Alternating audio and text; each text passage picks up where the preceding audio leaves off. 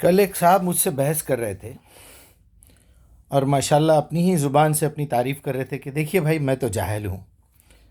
پھر انہوں نے کہا میں تو ایک طالب علم سمجھتا ہوں اپنے آپ کو. پھر انہوں نے ایک بات پہ کہا کہ دیکھیے ذرا آپ اپنی بات کو روک دیجئے، میری پہلی بات سن لیجئے کیونکہ میری میموری بڑی خراب ہے، مجھے یاد نہیں رہتا. ماشاءاللہ تیسری ڈگری بھی مل گئی آپ کو. پھر ایک بار انہوں نے کہا دیکھیے بھائی ہم تو جاہل ہیں. الحمدللہ، اللہ آپ کو سدا جاہل رکھے. تو لوگ اس طرح کی باتیں کرتے ہیں، یہ منافقین کا، کافروں کا اور ملحدین کا یہ پیٹنٹ ڈائلاگ ہے.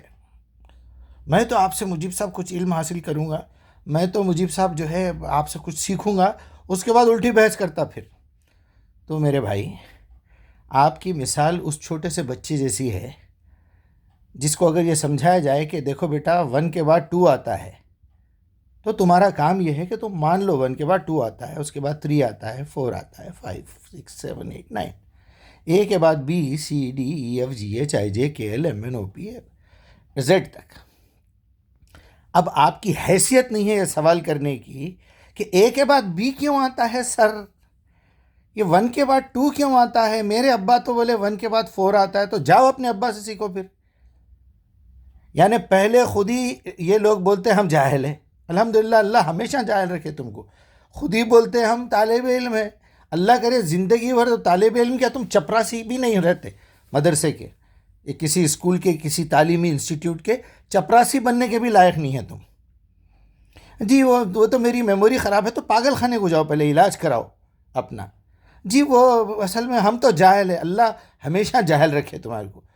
ارے لکھنا پڑھنا آتا کیا کچھ سورہ فاتحہ؟ نہیں، وہ تو شیطان کو بھی بہت علم تھا، وہ تو قادیانی بھی بولتا تھا، اس سے کوئی بات نہیں کر سکتے تھے.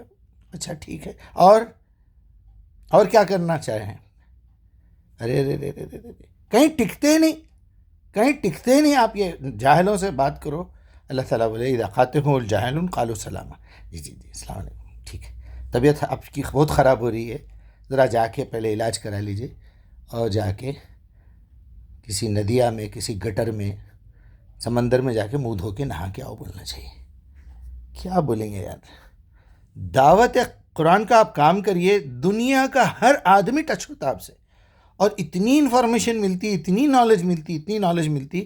بڑے سے بڑی ڈگری آپ انجینئرنگ، ڈاکٹری، وکیل، police inspector, I A S, I P S, کچھ بھی کر لو، اتنی نالج نہیں ملتی جتنی قرآن کی دعوت دینے سے ملتی، اور جو ایکسپیرینس ملتا ہے. الحمدللہ، اللہ کا بہت بڑا احسان ہے.